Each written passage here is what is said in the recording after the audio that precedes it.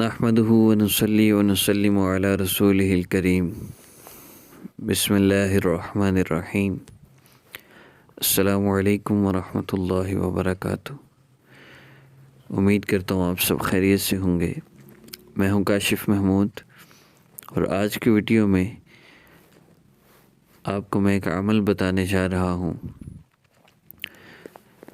اس عمل کی برکت سے آپ کی بڑی سے بڑی پریشانی ختم ہوگی، بڑی سے بڑی حاجت بھی ہے آپ کی، کوئی ایسی حاجت جو دیرینہ حاجت ہے، کافی عرصے سے آپ وظائف کر رہے ہیں، آپ کا مسئلہ حل نہیں ہو رہا، آپ کی وہ حاجت پوری نہیں ہو رہی، انشاءاللہ اس عمل کی برکت سے وہ حاجت بھی پوری ہو جائے گی۔ عمل کر رہے ہیں آپ، اسی وقت انشاءاللہ آپ کا مسئلہ حل ہوگا، بڑی سے بڑی پریشانی ختم ہو جائے گی۔ کسی بھی تکلیف میں ہے، مصیبت میں ہے، انشاءاللہ اللہ رب العزت غیب سے آپ کے لیے انتظام فرمائیں گے۔ اس کے علاوہ بھی جتنے مسائل میں آپ مبتلا ہیں، میاں بیوی کا مسئلہ ہے، ساس بہو کا مسئلہ ہے، کاروبار کا مسئلہ ہے، جاب کا مسئلہ ہے، روزگار کا مسئلہ ہے، کوئی بھی مسئلہ ہے، آپ اس وظیفہ کو کر لیجئے، انشاءاللہ آپ کا مسئلہ حل ہو جائے گا۔ یاد رکھیے، ہمارے مسائل کو حل کرنے والی ذات اللہ رب العزت کی ذات ہے، وہ ذات جو عزت ذلت کی مالک ہے، زندگی موت کی مالک ہے، نفع نقصان کی مالک ہے، صحت بیماری کے مالک ہے، ساری کی ساری قدرتیں، ساری کی ساری عظمتیں رب تعالیٰ کی ہیں۔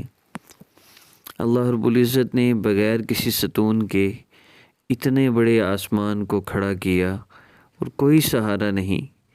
کہیں آپ نے دیکھا ہو اس کا رنگ بدلا ہو، کہیں سے دراڑ آئی ہو، کہیں سے پتہ چلے مٹیریل گرا ہے نیچے، اتنے لوگ مارے گئے ہوں، ایسا کبھی نہیں ہوا۔ اللہ رب العزت کے امر سے کھڑا ہے۔ رابعہ بصریہ رحمہ اللہ دعا فرمایا کرتی تھی، اللہ جس طرح آپ نے آسمان کو زمین پر گرنے سے روکا ہوا ہے، مجھے بھی اپنی نافرمانی سے روک لیجئے۔ ایک آسمان سے دوسرے آسمان کے درمیان 500 سال کی مسافت ہے، اور دوسرے آسمان کے نیچے بھی کوئی ستون نہیں۔ یہ اللہ رب العزت کی قدرت کی نشانیاں ہیں۔ الذی خلق 7 سماوات طباقا ما تری فی خلق الرحمن من تفاوت فارجع البصر۔ اللہ رب العزت فرما رہے، نظر اٹھا کے تو دیکھ، میری قدرتوں کی طرف دیکھ، میری عظمت کی طرف دیکھ، بار بار تیری نظر جائے گی، تجھے عیب نظر نہیں آئے گا، پھر نظر دوہرا، پھر چیک کر لے، دیکھ لے، میری قدرت میں کوئی نقص نہیں، میری کاریگری میں کوئی نقص نہیں ہو سکتا۔ اللہ رب العزت ایسی عظمت والے ہیں، ذرے سے لے کر صحراؤں تک، پتھر سے لے کر پہاڑوں تک، قطرے سے لے کر سمندروں تک رب تعالیٰ کی حکومت ہے۔ اللہ رب العزت جب چاہتے ہیں، جو چاہتے ہیں کرتے ہیں۔ اللہ رب العزت کو کوئی پوچھ نہیں سکتا، اللہ جو چاہے کرے۔ اللہ رب العزت کے ارادے کا نام وجود ہے۔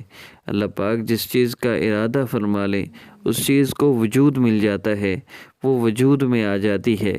اللہ پاک عزت ذلت کے مالک ہیں۔ اللہ عزت دینا چاہیں، کوئی ذلیل نہیں کر سکتا، کوئی ذلیل کرنا چاہے، اللہ رب العزت عزت کے لیے فیصلے فرما دیں تو عزت مل کے رہے گی، اور اللہ رب العزت ہی کسی کو ذلیل کرنے کا فیصلہ فرما دیں تو ساری دنیا کے انسان عزت دینا بھی چاہیں تو نہیں دے سکتے۔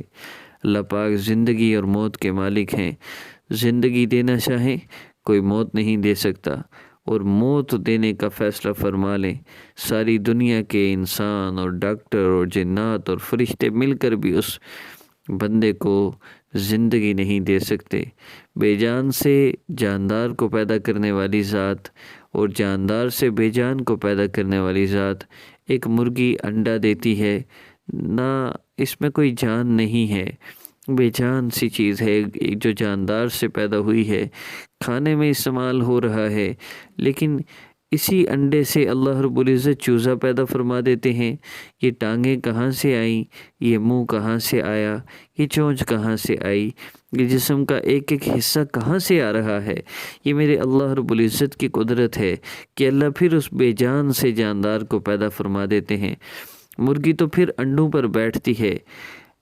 کچھوے کے بارے میں آتا ہے کہ اس کی مادہ صرف انڈوں کو دیکھتی ہے، اور دیکھتے ہوئے اس کے تخیل میں یہ ہوتا ہے کہ یوں اس کا چہرہ بن رہا ہوگا، یوں اس کے ہاتھ بن رہے ہوں گے، یوں اس کے پاؤں بن رہے ہوں گے۔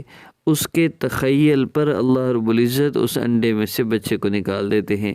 یہ میرے اللہ کی قدرت ہے۔ اللہ رب العزت نے ہر طرح کی نعمتوں سے ہمیں نوازا ہے۔ دن میں 23,000 مرتبہ ہم سانس لیتے ہیں، کسی قسم کی رکاوٹ نہیں آتی، لعاب نکلتے ہیں۔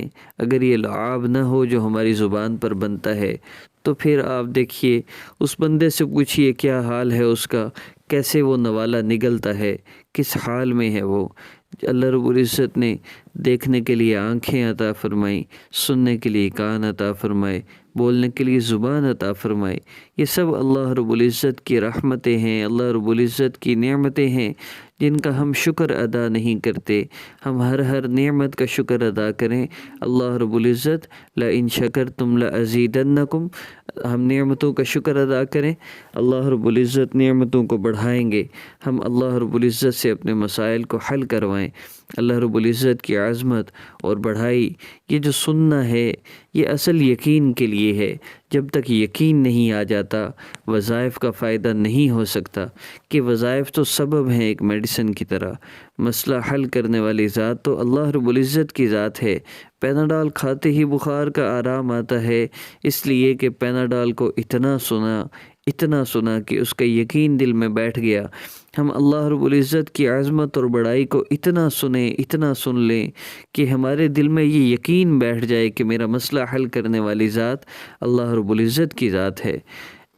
ایک بہن نے مجھے میسج کیا، فرمانے لگی آپ کی اللہ رب العزت کی عظمت اور بڑائی سنتے سنتے ایسا یقین بنا، اب پیناڈول کی جگہ سورہ فاتحہ پڑھتی ہوں، پانی پر دم کرتی ہوں، پی لیتی ہوں، اسی وقت پسینہ آتا ہے، میرا بخار اتر جاتا ہے۔ اصل تو سبب ہے میڈیسن، وظیفہ بھی ایک سبب ہے۔ شفا دینے والی ذات تو اللہ رب العزت کی ذات ہے، اللہ پاک نہیں جو ہے وہ شفا دینی ہے۔ اب ہم نے اللہ رب العزت سے اپنے مسائل کو حل کروانا ہے۔ تو یہ جو اللہ رب العزت کی عظمت اور بڑائی بولی ہے، سنی ہے، اس سے یقین ضرور بنتا ہے، اس سے دل کی دنیا بدلتی ہے، انسان اللہ رب العزت کا قرب حاصل کر لیتا ہے۔ اللہ رب العزت سے مسائل حل کروانے کے 4 راستے ہیں۔ پہلا راستہ، حضرت حذیفہ رضی اللہ تعالیٰ عنہ ارشاد فرماتے ہیں کہ نبی علیہ السلام کو جب کوئی سخت امر پیش آتا تو آپ صلی اللہ علیہ وآلہ وسلم نماز کی طرف متوجہ ہوتے۔ پہلا راستہ، نفل پڑھنا، حاجت کی نیت سے نفل پڑھنا، نماز کا اہتمام ہو، 5 وقت نماز کی پابندی ہو، اور 2 رکعت نفل حاجت کی نیت سے عمل سے پہلے لازمی پڑھ لینا۔ اس کے بعد دوسرا اور تیسرا اور چوتھا کام، اس کے لیے میں حدیث مبارکہ عرض کرتا ہوں۔ نبی علیہ السلام نے ایک صحابی کو دعا کرتے ہوئے دیکھا۔ نبی علیہ السلام نے فرمایا، جس کا مفہوم ہے کہ میرے صحابی اللہ رب العزت کی عظمت اور بڑائی بیان کرو، اس کے بعد جتنا ہو سکے مجھ پر درود پڑھو، اور پھر جو چاہو اللہ رب العزت سے مانگ لو۔ تو دوسرا کام کیا ہے؟ اللہ رب العزت کی عظمت اور بڑائی بیان کرنا۔ تیسرا کام ہے نبی علیہ السلام پر جتنا ہو سکے درود پاک پڑھنا، اور چوتھا کام ہے دعا کرنا۔ اور دعا کے آخر میں، عمل کی شروع آخر میں درود پاک پڑھنا چاہیے۔ آخر میں بھی 3 مرتبہ درود پاک پڑھ لیجئے گا، کہ حضرت عمر رضی اللہ تعالیٰ عنہ کا ارشاد ہے، مشکوٰۃ شریف کی روایت ہے کہ اللہ رب العزت کے ہاں، مفہوم عرض کروں، یہ دعا پہنچنے میں درود پاک ہی اصل ہے۔ درود پاک نہ پڑھا جائے تو رکاوٹ ہو جاتی ہے، عمل راستے میں ہی رک جاتا ہے، دعا راستے میں ہی رہ جاتی ہے، اس لیے آخر میں بھی درود پاک کا اہتمام کرنا۔ تو ان اعمال کا اہتمام کرنے سے اللہ رب العزت ہمارے سارے مسئلے حل فرما دیں گے۔ اب جو اللہ رب العزت کی عظمت اور بڑائی بیان کرنی ہے، آپ نے کسی بھی نماز کے بعد، ظہر مغرب عشاء کے بعد نفل پڑھے جا سکتے ہیں۔ 2 رکعت نفل حاجت کی نیت سے پڑھیے۔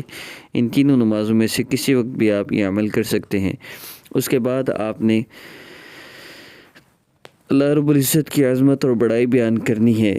یا رحمان یا اللہ، یا رحیم یا اللہ، بڑے مہربان نہایت رحم کرنے والے اللہ۔ آپ جب پکار رہے ہیں نا، یا رحمان یا اللہ، اے بڑے مہربان اللہ، اللہ رب العزت کی عظمت اور بڑائی ذہن میں رکھتے ہوئے اللہ کو پکاریے۔ اس کے بعد پھر جتنا ہو سکے درود پاک پڑھیے اور آخر میں دعا کر لیجئے، 33 مرتبہ پڑھیے۔ پھر اللہ رب العزت سے دعائیں کیجئے، جو ہو سکے جتنا ہو سکے مانگ لیجئے، آپ کی ہر جائز حاجت پوری ہوگی۔ اور آخر میں درود پاک پڑھنا ہرگز نہ بھولیے گا۔ یاد رہے کہ ذکر کی نیت سے کیجئے گا۔ السلام علیکم ورحمۃ اللہ وبرکاتہ۔